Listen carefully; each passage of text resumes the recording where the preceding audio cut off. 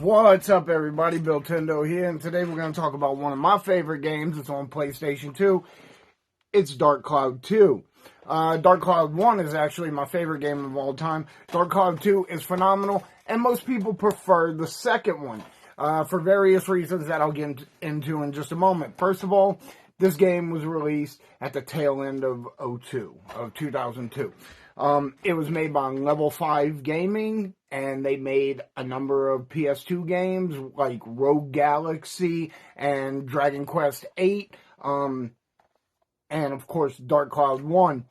Since then, they've gone on to become a little bit famous for doing the Professor Layton series, because these guys are great at puzzles and such. And their most recent game that everyone knows of is probably No Ni Kuni, where the art for that game is done by Studio Ghibli. So the whole concept of Dark Cloud 2, you don't have to play the first one. They're actually only connected by name, to be honest. If you skip the first one, you're not going to be missing anything story-wise, mechanic-wise, for the most part. You don't really need to worry about that. So you can jump straight into 2, and this is an action RPG game, and maybe the best one on the system, depending on how much depth you want in your game. I like the first one because the first one is a lot simpler, and it came along at a time for me when that's what I was looking for, something action-adventure RPG, kind of in the vein of Zelda, but different, and, you know, was pace yourself, and, you know, and this one is that way also, but at the same time, it has a lot of, this one has a lot more action and stuff like that. The first one came out in 2002. I'm sorry, this came out in 2002. And the reason that it's probably not super, super popular is because almost exactly a year before, Kingdom Hearts came out. And if you guys remember the PlayStation 2 era, when Kingdom Hearts came out, Kingdom Hearts had like a solid 2 years of market domination for action-adventure RPG games.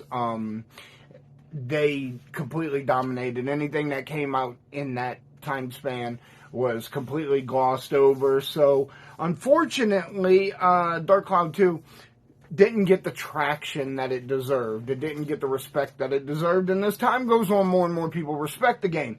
And one of the reasons for that is Dark Cloud 2 is one of the first real lessons we get in crafting. The first game, you could build up your sword, and you use different stones and stuff like that to make your sword stronger and level them up, turn them into other swords. But whereas that's an attachment system, Dark Cloud 2 has the first true crafting system. So if you play games like Skyrim today, you're going to recognize the base elements, which actually came from Dark Cloud 2. And you just gather all of these things, and you can make all of these things, and it is completely ridiculous. You can make from guns to a giant robot you ride around called the Ride Pod. Overall, it's a lot of fun. It also has a town builder in it, just like the first game. As you're going along, you're collecting pieces, and as you're going along, you're collecting pieces, and then you go put the towns together, and this is a multiple-time game now in the future, so you can build your town now, and then as you put these pieces together, go to the future and see what the ramifications are. You know, if you put a building in a spot that maybe you weren't supposed to put one in, well, maybe you're going to see something you didn't expect to see in the future. I find all that super interesting. Just like the first game also, it's randomly generated dungeons. I apologize. I'm a big fan of this. I do like procedural dungeons like Ocarina of Time or Majora's Mask, where you pretty much have a specific path you're supposed to go through the dungeon, but you have freedom to get off of that path. Whereas with the Dark Cloud series, these are random dungeons. So if you have to go through the forest dungeons, you're going to have 9 levels of dungeons, say, and each floor is going to be completely different. Each level will be completely different. And if you leave the dungeon and come back, you're not coming back on the same first floor you left.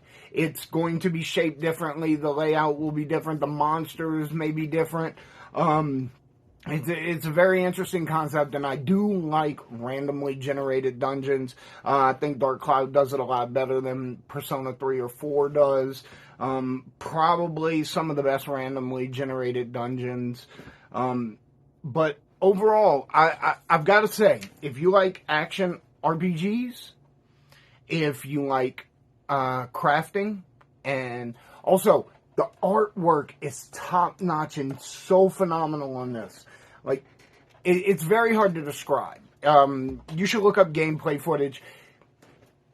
If you think Shadow of the Colossus was a work of art for some odd reason, that game is a dumpster fire, by the way. Yeah, it looks good, but that's about it. Who cares? It's a boring game and it sucks. But if you just want to see really beautiful characters and environments, well, Dark Cloud 2 has all of that. It has more. The characters have real feeling to them. Like, you almost feel bad for some of the bosses you have to beat because they're in the situation that they're in. But it's a lot of fun. So definitely check it out. PlayStation 2, Dark Cloud 2, phenomenal game. I would jump on board with this because, 3 years ago this game was $10. It's already up to like $40 or $50 now. You need to get in on this because more and more people are starting to discover Dark Cloud 2. So you want to get in on it now while you can still afford this game. Because it's a great game. I'm not saying a good game. I'm saying a great game. I'm going to say on my scale of 1 to 10, I'm going to give this a solid 9. PlayStation 2, Dark Cloud 2, I give it a 9. Great game.